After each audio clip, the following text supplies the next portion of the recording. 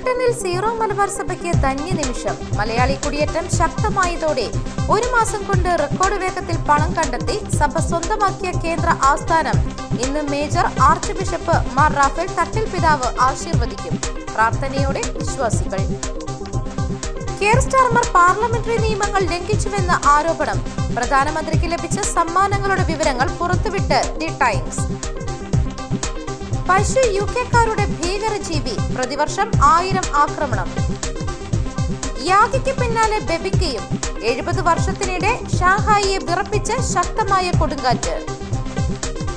ലക്ഷ്യം കണ്ട Houthi missile. മധ്യ ഇസ്രയേലിലെ റെയിൽവേ സ്റ്റേഷന് തീപിടിച്ചു. അധികാരത്തിലേറി 100 ദിനം. നരേന്ദ്രമോദിക്ക് മേൽ സഖ്യകക്ഷികളുടെ സമ്മർദ്ദം. ഒരു മൃതദേഹം സംസ്കരിക്കാൻ 75,000 രൂപ. വസ്ത്രം വാങ്ങാൻ 11 കോടി. ഭക്ഷണത്തിനും വെള്ളത്തിനും 10 കോടി.